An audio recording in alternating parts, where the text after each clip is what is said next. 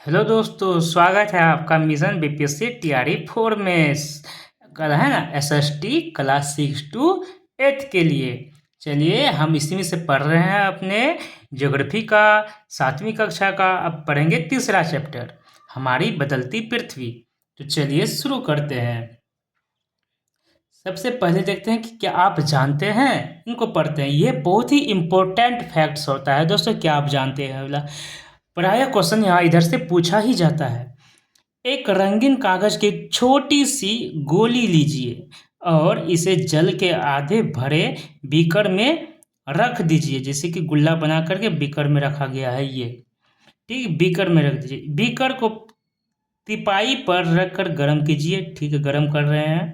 जल गर्म होने पर आप देखेंगे कि गर्म जल की परतों के साथ कागज की गोली भी ऊपर उठती है और ठंडे पानी की परतों के साथ यह गोली नीचे बैठती है ना।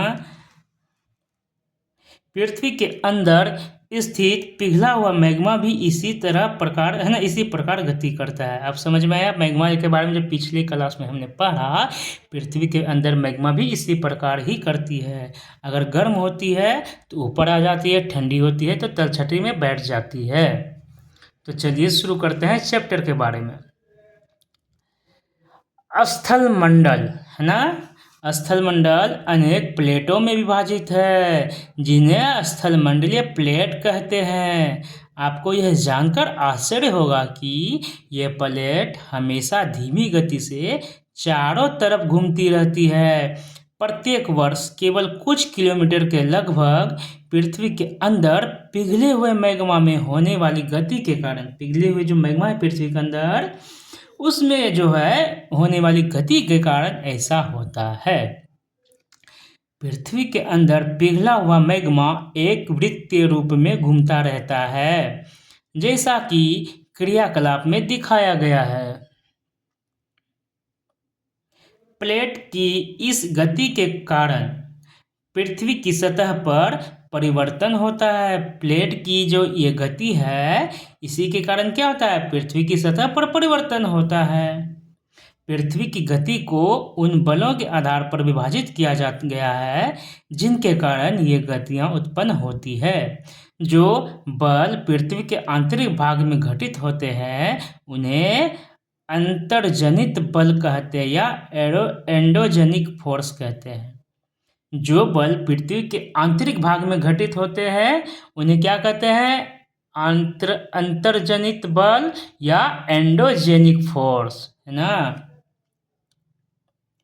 एवं जो बल पृथ्वी की सतह पर उत्पन्न होती है, एक होती है पृथ्वी के अंदर जो को अंतर्जनित बल, एक होती है पृथ्वी की सतह पर उत्पन्न होती है, उन्हें बहिर्जनिक बल या एक्सोजेनिक फोर्स कहते हैं। अंतर्जनित बल कभी आकस्मिक गति उत्पन्न करती है। अंतर्जनित बल जिसका कारण है हमारा भूकंप, वह अचानक पृथ्वी के अंदर ही होती है, जिसको आकस्मिक गति उत्पन्न होती है। तो कभी धीमी गति होती है, कभी तेज तो कभी धीमी। चलिए, भूकंप एवं ज्वालामुखी जैसी आकस्मिक गति के कारण पृथ्वी की सतह पर अत्यधिक हानि होती है। चलिए देखते हैं पृथ्वी की गतियाँ कैसे करती है। एक होती है अंतर्जनित बल, जो कि दूसरा होता है बहिर्जनित बल। और अंतर्जनित होती है एक आकस्मिक होती है, दूसरा पटल विरूपण बल के द्वारा होता है। आकस्मिक बल जो होता है, अचानक जो बल लगता है, उसको कहते हैं भूकंप, ज्वालामुखी और भूस्खलन। और पटल विरूपण बल जो होता है, यह होता है पर्वत निर्माणकारी बल होता है, यह पर्वतों का निर्माण कर देता है। अब बहिर्जनित में क्या है, जो कि पृथ्वी के सतह पर होता है यह उत्पन्न। तो इसमें क्या होता है, अपर्दन और निक्षेपण होता है, जिसमें कि नदी बहता है जल लेके, पवन होता है, समुद्री तरंग होता है और हिमनद होता है। मतलब अपर्दन और निक्षेपण कब होता है, जो बल पृथ्वी की सतह पर लगता है, यानी कि एक्सोजेनिक फोर्स बहिर्जनिक बल में होता है, अपर्दन एवं निक्षेपण होता है। समझे दोस्तों। एक है स्थल मंडलीय प्लेट। आपको समझ में नहीं आ रहा होगा कि स्थल मंडलीय प्लेट क्या होता है, तो उनके बारे में जानते हैं। भूपर्पट्टी में अनेक बड़ी एवं कुछ छोटी कठोर वो समान आकार की प्लेटें होती है। हमारे पृथ्वी के अंदर जो है ना, प्लेट टाइप की जो है ना बहुत कठोर एवं असमान आकार का, कभी छोटा कभी बहुत बड़ा सब होता है ना, जिन पर महाद्वीप एवं महासागर की सतहें टिकी होती है। समझे दोस्तों, वही होता है स्थलमंडलीय प्लेट। आपको पता चल गया होगा कि पृथ्वी के अंदर भी प्लेट है, जो कि उसी पर हमारा जो है ना ये महासागर और महाद्वीप टिका हुआ है।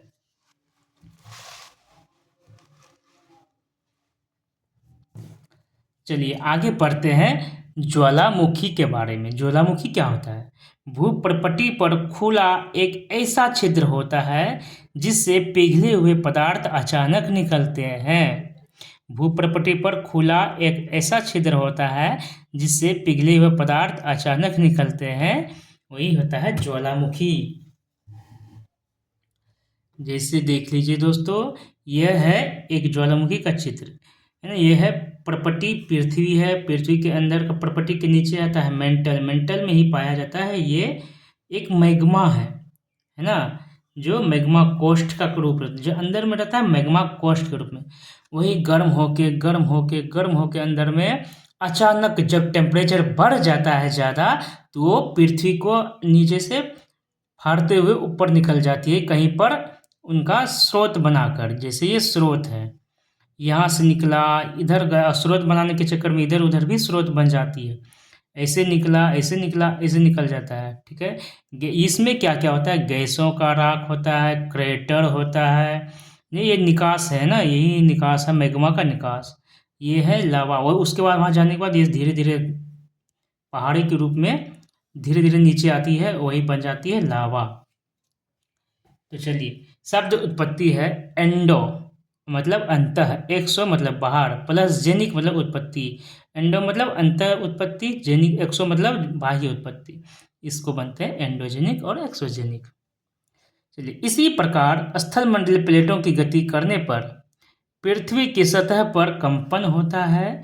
यह कंपन पृथ्वी के चारों ओर गति कर सकता है।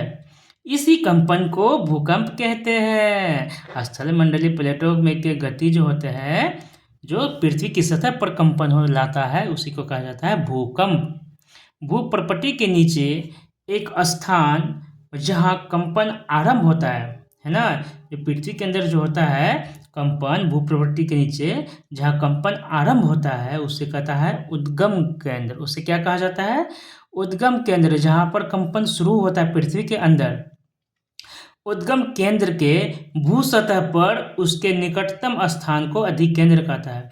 वही जो पृथ्वी के अंदर कंपन करता है, फिर वहीं से जिस जगह पृथ्वी के ऊपर पर आता है और पृथ्वी के ऊपर आके कंपन करता है, उसको कहा जाता है अधिकेंद्र। और पृथ्वी के अंदर जहाँ पर कंपन होता है उसको कहा जाता है उद्गम केंद्र। समझ गए दोस्तों? अधिकेंद्र से कंपन बाहर की ओर, अधिकेंद्र से कंपन क्या होता है? बाहर की ओर तरंगों के रूप में गमन करती है। पृथ्वी के अंदर से जैसे अभिकेंद्र से उद्गम केंद्र से ऊपर आती है, अधिकेंद्र में उस पर क्या होता है? तरंगों के रूप में यह गमन करती है कंपन। अधिकेंद्र के निकटतम भाग है ना, अधिकेंद्र के निकटतम भाग में सर्वाधिक हानि होती है एवं अधिकेंद्र से दूरी बढ़ने के साथ कंपन है ना, भूकंप की तीव्रता धीरे धीरे कम होती जाती है।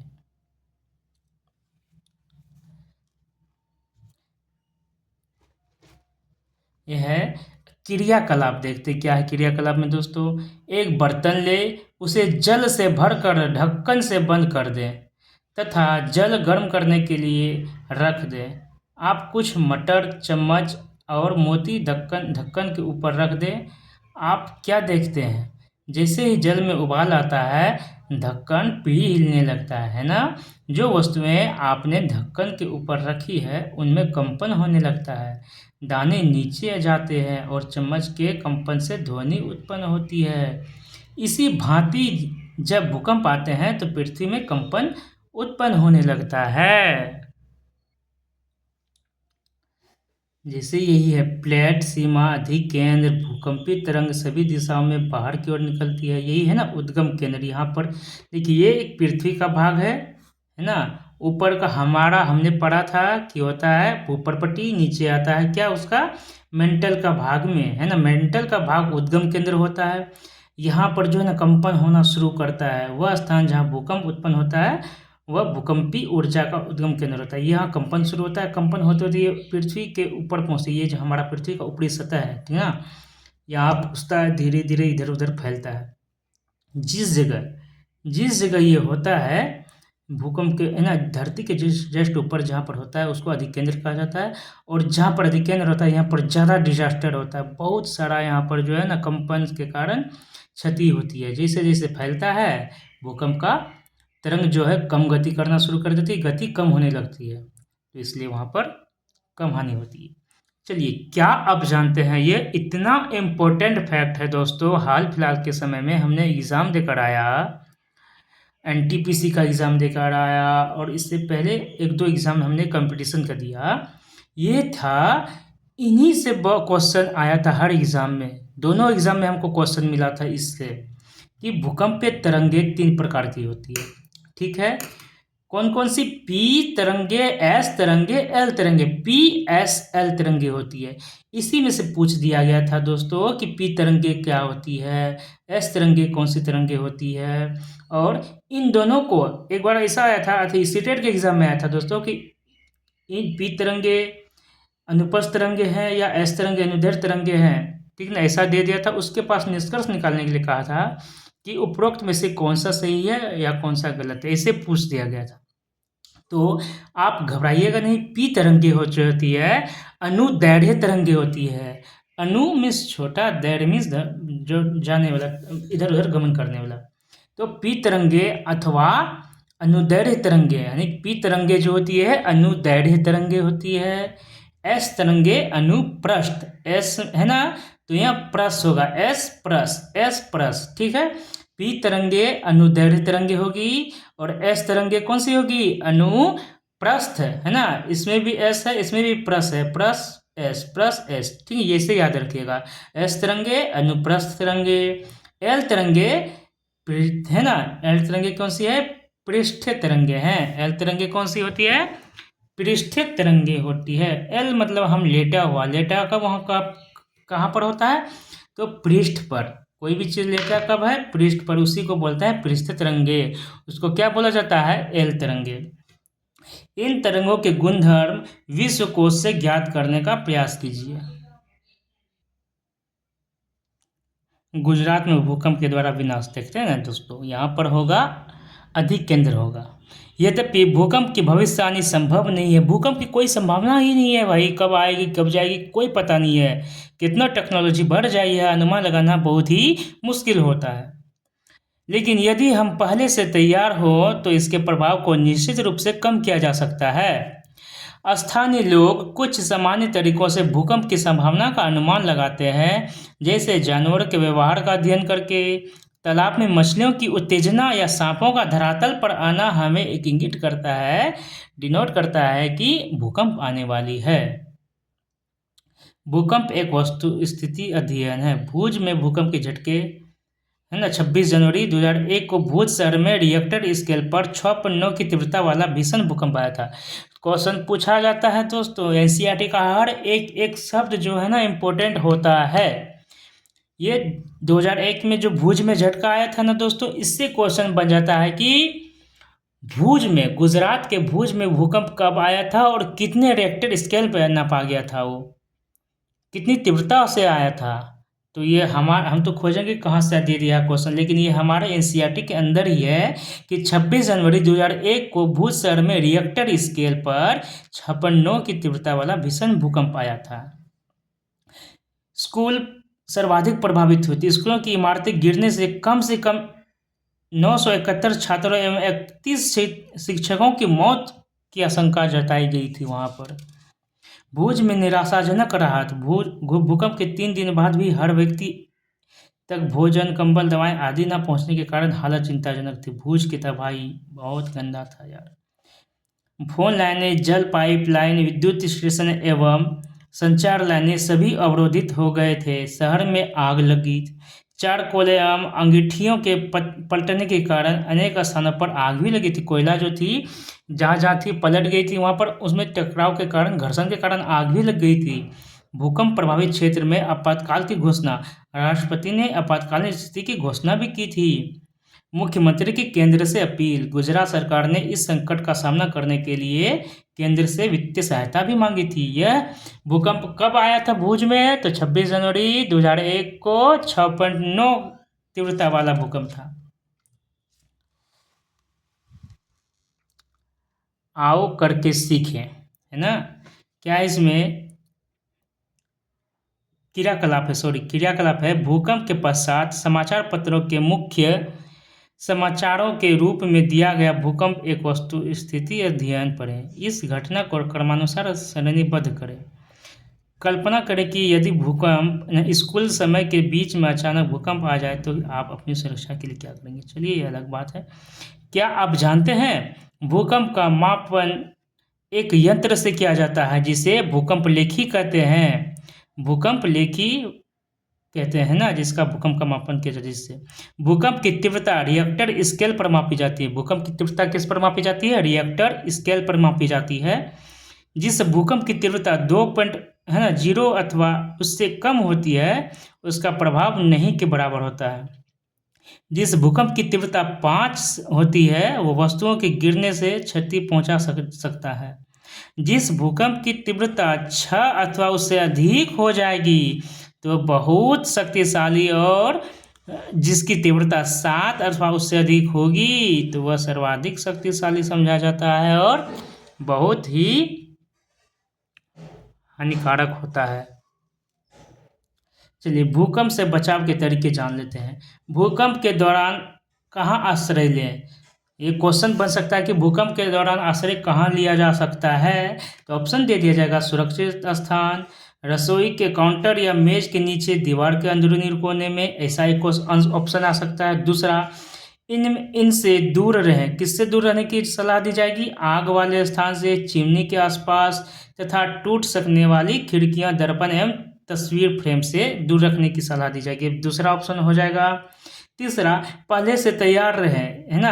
कैसे तैयार रहेंगे? अपने दोस्तों एवं पारिवारिक सदस्यों के बीच जागरूकता फैलाएं एवं आपदा का सामना विश्वास से करें। ये तीनों ऑप्शन आपको पॉजिटिव वे में दिया जाएगा। एज इट इज जैसा यहाँ है वैसे क्वेश्चन भी दिया जाएगा कि भूकंप के दौरान कहाँ आश्रय लिया जा सकता है। ऑप्शन भी यही आएगा। और बीपीएससी तैयारी तो आप 5 ऑप्शन देते, तीसरा आ जाएगा इनमें से कोई नहीं। चौथा होगा इनमें से कोई नहीं। पांचवा होगा इनमें से एक से अधिक। तो आपको टिक क्या करना होगा दोस्तों? ये नहीं कि सुरक्षित स्थान पे जाए, ये नहीं कि इनसे दूर रहे, ये नहीं कि पहले से तैयार रहे। आपको जब ये लाइन बाय लाइन हम पढ़ रहे हैं तो तीनों कारण तो सही है कि भूकंप के दौरान हमें कहाँ से लेना चाहिए। तो इसका आंसर होगा इनमें से एक से अधिक। एज इट इज क्वेश्चन पूछा जाता है दोस्तों। एनसीईआरटी को सीधे उठा के क्वेश्चन पूछा जाता है। ये नहीं कि घुमा फिरा के वर्ड बदल दिया, रीजन बदल दिया, कुछ नहीं बदलता है। एज इट इज पूछा जाता है। इसलिए एनसीईआरटी पढ़ना बहुत आवश्यक है। मुख्य स्थलाकृतियाँ अपक्षय एवं अपर्दन नामक 2 प्रक्रमों द्वारा दृश्य भूमि लगातार विघटित होती रहती है। पृथ्वी की सतह पर शैलों के टूटने से अपक्षय की क्रिया होती है। पृथ्वी की सतह पर जो शैल टूटते हैं उनकी, है ना, उससे क्या होता है? अपक्षय की क्रिया होती है। भूदृश्य पर जल, पवन एवं हिम मतलब बर्फ जैसे विभिन्न घटकों के द्वारा होने वाले क्षय को अपर्दन कहते हैं।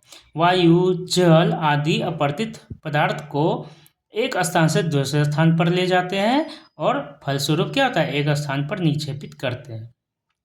अपर्दन एवं निक्षेपण के ये प्रक्रम पृथ्वी के धरातल पर विभिन्न स्थलाकृतियों का निर्माण करते हैं। नदी के कार्य पढ़ते हैं। नदी के जल से दृश्य भूमि का अपर्दन होता है। नदी के जल से जो दिखाई देने वाली भूमि होती है उनका अपर्दन होता है। जब नदी किसी खड़े ढाल वाले स्थान से ऊपर से अत्यधिक कठोर शैल या खड़े ढाल वाली घाटी में गिरती है तो यह जलप्रपात बनाती है। यहाँ से देख लीजिए दोस्तों, ऊंचाई पर से जो नीचे गिरती है ज़्यादा ऊंचाई से, तो यहाँ पर इसको जलप्रपात कहा जाता है, जिसको झरना भी बोलते हैं हम लोग। फॉल, कठोर शैल ये हैं जल की शक्ति द्वारा बनाए गए काट गए मृदु शैल ये हैं। क्या आप जानते हैं विश्व में हजारों छोटे छोटे जलप्रपात हैं। सबसे ऊंचा जलप्रपात दक्षिण अमेरिका के वेनेजुएला का एंजल जलप्रपात है। सबसे ऊंचा जलप्रपात कहाँ है? दक्षिण अमेरिका में है। कहाँ पर? तो वेनेजुएला में। उनका नाम क्या है? एंजल। अन्य जलप्रपात उत्तरी अमेरिका में कनाडा तथा संयुक्त राज्य अमेरिका की सीमा पर स्थित नियाग्रा जलप्रपात है। एक और है नियाग्रा जलप्रपात जो कि उत्तरी अमेरिका में।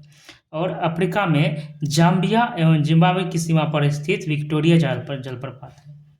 एक विक्टोरिया जलप्रपात है, एक नियाग्रा जलप्रपात। कहाँ है ये? तो उत्तरी अमेरिका में कनाडा और अमेरिका की सीमा पर स्थित है। जाम्बिया एवं जिम्बाब्वे की सीमा पर है कौन सा? विक्टोरिया जलप्रपात। और सबसे ऊंचा जलप्रपात कौन सा है? तो वेनेजुएला में एंजल जलप्रपात। चलिए आगे पढ़ते हैं।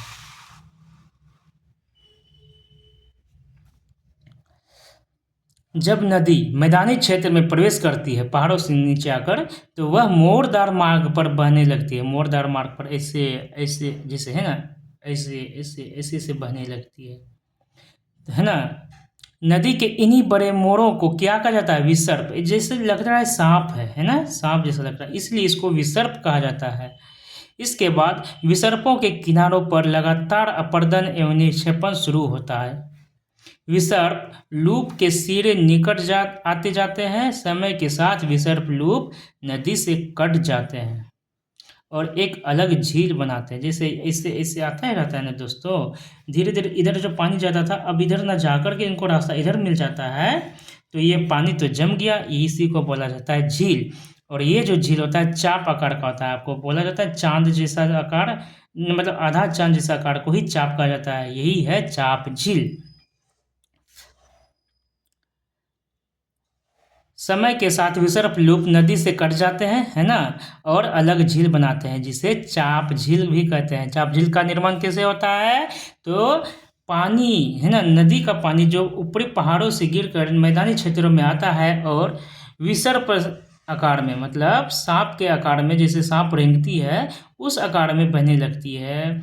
और धीरे धीरे समय के बदलने के साथ जो वह आकार होता है कहीं से टूट कर फिर से नया रास्ता बनाती है, और जो आकार बना हुआ पहले से था उसमें पानी जम जाता है, उसी को चाप झील कहा जाता है।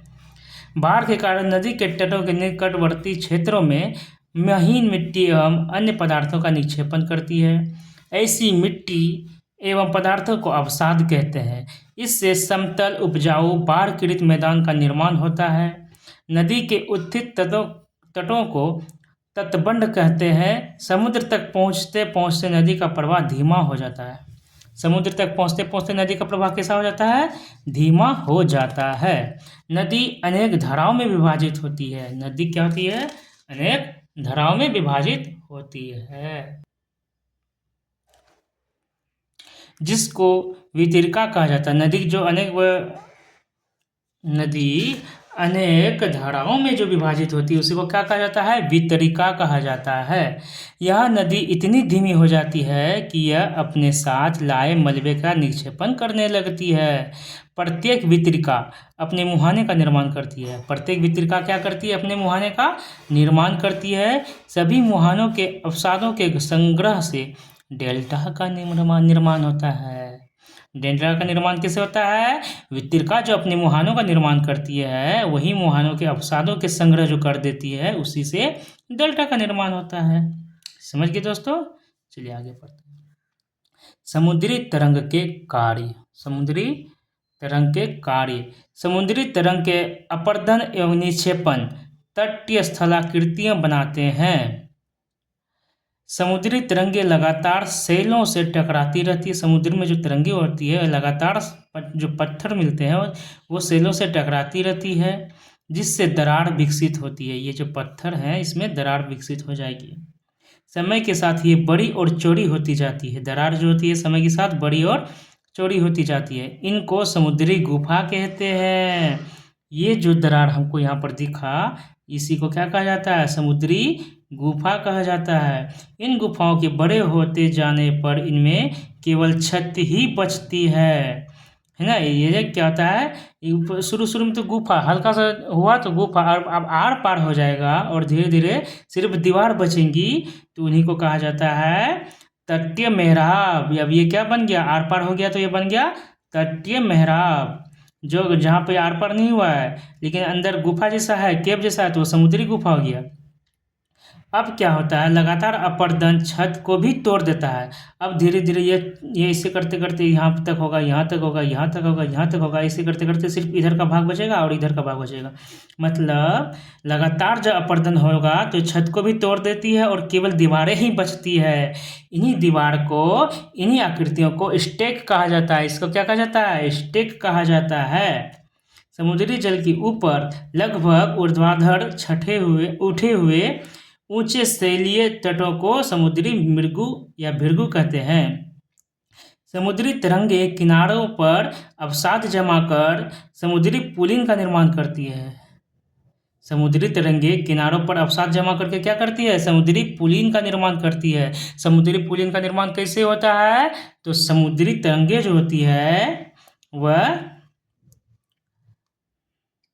किनारों पर अवसाद को जमा कर देती है और उसी से क्या होता है, समुद्री पुलिन उसी को कहा जाता है।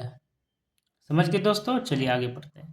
हिमनद के कार्य, हिमनद के कार्य, सॉरी पहले इसको समझते हैं कि ऊर्ध्वाधर जो उठे हुए ऊंचे शैलीय तटों को क्या कहा जाता है, ऊर्ध्वाधर जो उठा हुआ था शैलीय तट उन्हें समुद्री भृगु कहा जाता है। स्टेक क्या हुआ, सिर्फ जहाँ पर दीवार बचा उसे स्टेक कहा जाता है। जिसमें चट्टान में समुद्र के तरंगों के द्वारा जो सिर्फ गुफा जैसा छेद बनता है उसे कहा जाता है समुद्री गुफा, और वह छेद आर पार हो जाता है तो उसको बोला जाता है तटीय मेहराब। चलिए हिमनद के कार्य पढ़ते हैं दोस्तों। हिमनद अथवा हिमानी बर्फ की नदियाँ होती है। हिमनद अपने नीचे की कठोर चट्टानों से गुलास्मी मिट्टी और पत्थरों को अपरदित कर देती है और गुलास्मी मिट्टी पत्थरों से भूदृश्य का अपर्दन करती है। हिमनद गहरे तटों का निर्माण करते हैं। पर्वतीय क्षेत्र में बर्फ पिघलने से उन गर्तों में जल भर जाता है और वे सुंदर झील बन जाते हैं। हिमनद के द्वारा लाए गए पदार्थ जैसे छोटे बड़े शैल, रेत एवं तलछट मिट्टी निक्षेपित करती है। ये निक्षेप हिमनद हिमोर का निर्माण करती है। क्या, हिमनद के द्वारा जो लाए गए पदार्थ है ना, हिमनद के द्वारा जो लाए गए पदार्थ है जैसे छोटे बड़े शैल, रेत एवं तलछट, ये क्या करती है, मिट्टी निक्षेपित करती है। ये निक्षेपण क्या कहलाता है, हिमनद हिमोर का निर्माण करती है। उसके बाद पवन के कार्य, क्या आपने कभी रेगिस्तान देखा है, यहाँ देख लीजिए। बालू टिब्बे के कुछ चित्र एकत्र करने का प्रयास कीजिए, यही है। रेगिस्तान में पवन अपर्दन एवं निक्षेपण का प्रमुख कारक है। रेगिस्तान में आप छत्रक के आकार के शैल देख सकते हैं जिन्हें सामान्यतः छत्रक शैल कहा जाता है। अब छत्रक शैल कहाँ पाया जाता है दोस्तों, तो रेगिस्तान में पाया जाता है। छत्रक शैल कहाँ पाया जाता है, तो रेगिस्तान में पाया जाता है। पवन शैल के ऊपरी भाग की अपेक्षा निचले भाग को आसानी से काटती है। पवन जो होता है, शैल का जो होता है, ऊपरी भाग की अपेक्षा निचली भाग को आसानी से काटता है ये सब। इसलिए ऐसी शैल के आधार संकीर्ण एवं शीर्ष विस्तृत होते हैं। पवन चलने पर यह अपने साथ रेत को एक स्थान से दूसरे स्थान पर पहुंचाती है। जब पवन का बहाव रुकता है तो वह रेत गिरकर छोटी पहाड़ी बनाती है।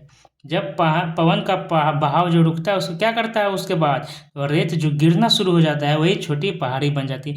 मान लीजिए ये जो रेत है, हवा आएगी तो पहले ऊपर उड़ेगी, उड़ने के बाद हवा बंद होगी तो ये ऊपर से नीचे गिरेगी, वही जो है ना पहाड़ी का निर्माण करती है। इनको बालू टिब्बा कहते हैं। रेत का जो पहाड़ होता है ना उसी को बालू टिब्बा कहते हैं। जब बालू कण महीन एवं हल्के होते हैं तो वायु उनको उठाकर अत्यधिक दूर ले जा सकती है। जब ये बालू कण विस्तृत क्षेत्र में निक्षेपित हो जाते हैं तो ऐसे लोएस कहते हैं। निक्षेपित दूर जाके जो निक्षेपित होगी उसे लोएस कहते हैं। चीन में विशाल लोएस निक्षेप पाए जाते हैं। तो इस प्रकार हमारा यह चैप्टर खत्म हुआ। इनके कुछ ऑब्जेक्टिव क्वेश्चन को देख लेते हैं हाथों हाथ। चलिए, पहला है, इनमें से कौन सी समुद्री तरंग की विशेषता नहीं है? समुद्री तरंग क्या है? किनारा होता है, उसके में समुद्री गुफा होता है, स्टेक होता है ना दोस्तों? समुद्री तरंगों के माध्यम से स्टेक होता है, समुद्री गुफा होता है और तटीय मेहराब होता है, किनारा भी होता है, लेकिन सैल समुद्र में नहीं होता है। चलिए, हिमनद की निक्षेपण विशेषता क्या है? हिमनद का जो निक्षेपण विशेषता है वो हिमोर है ना, ना कि बाढ़ पीड़ित मैदान है। हिमनद, तो हिमनद का मतलब ही होता है हिमानी बर्फ की नदियाँ। पुलीन, पुलीन भी तो नहीं है ना। पुलीन किसको कहते हैं पता है दोस्तों? हाँ, आपको जरूर हम पढ़ाए हैं कि समुद्री तरंगे जो किनारों पर अवसाद जमा करती है ना समुद्र के किनारों पर, उसी को पुलीन कहा जाता है। छत्रक सेले कहाँ पाई जाती है? क्वेश्चन बना था ना, तो ये रेगिस्तान में पाई जाती है छत्रक सेले। चाप झील यहाँ पाई जाती है, कहाँ पाई जाती है? तो नदी घाटी में पाई जाएंगी चाप झील, है ना। सांप आकार की होती है और सांप का रास्ता चेंज हो गया तो उधर बच गया, तो ही बन गया चाप झील।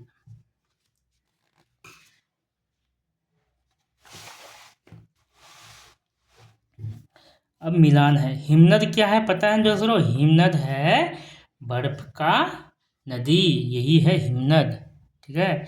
विसर्प क्या है? नदियां है। विसर्प क्या है? नदियां है। पुलीन क्या है? तो समुद्री, क्या है? समुद्री तट है। पुलीन क्या है? समुद्री तट है। टिब्बा, बालू टिब्बा क्या है?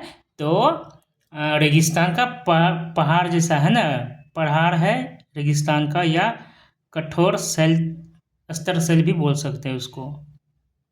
हाँ, बालू टिब्बा क्या है? रेगिस्तान है, सीधी सी बात। जलप्रपात क्या है? जलप्रपात क्या है? और भूकंप क्या है? भूकंप तो है पृथ्वी का कंपन, है ना।